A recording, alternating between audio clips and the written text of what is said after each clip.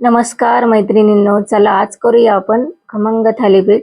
तर आज आपण ज्वारीचे नाही तर आपण बाजरीच्या पिठाचे थालीपीठ करणार आहोत. तर त्यासाठी आपल्याला वाटण तयार करायचं. तर मिक्सरच्या भांड्यामध्ये 5-6 हिरवी मिरची, 5-6 लसूण पाकळ्या आणि 1 चमचा जिरं टाकायचं आणि याचं आपल्याला बारीक वाटण तयार करून घ्यायचं. आता वाटण तयार झालं तर आपण पीठ भिजवून घेऊ. तर पीठ भिजवण्यासाठी 2-3 वाट्या मी इथं बाजरीचं पीठ घेतलंय. तुम्हाला किती करायचं त्या हिशोबाने पीठ घ्यायचंय. आता याच्यामध्ये 1 वाटी गव्हाचं पीठ घालायचं आणि 4 ते 5 चमचे आपल्याला याच्यामध्ये बेसन घालायचं.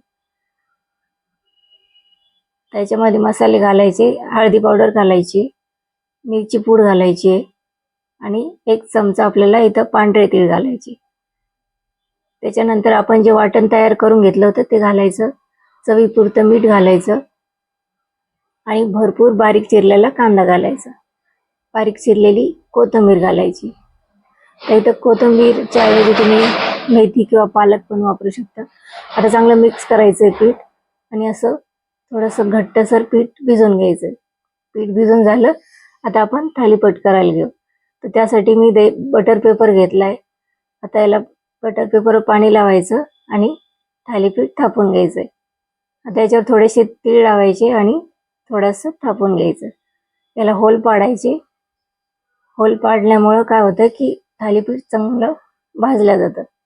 आता तव्यावर 1 चमचा तेल टाकायचंय आणि थालीपीठ टाकून घ्यायचंय. आता परत वरतून 1 चमचा भर तेल टाकायचं आणि चांगलं असं खरपूस होईपर्यंत आपल्याला हे थालीपीठ भाजून घ्यायचं.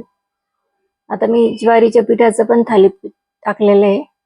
तुम्हाला जर ती रेसिपी बघायची असेल तर तुम्ही चॅनलवर जाऊन बघू शकता.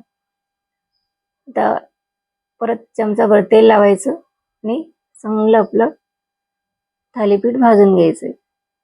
परत एक करू, तेल लावायचंय, परत परत थालीपीठ टाकायचं आणि खरपूस होईपर्यंत भाजून घ्यायचं. आता चटणी आणि दही सोबत खूप छान लागतं हे थालीपीठ. एकदा नक्की ट्राय करा. रेसिपी आवडली तर लाईक, शेअर आणि सबस्क्राईब करायला अजिबात विसरू नका. भेटूया पुढच्या व्हिडिओमध्ये. तोपर्यंत धन्यवाद.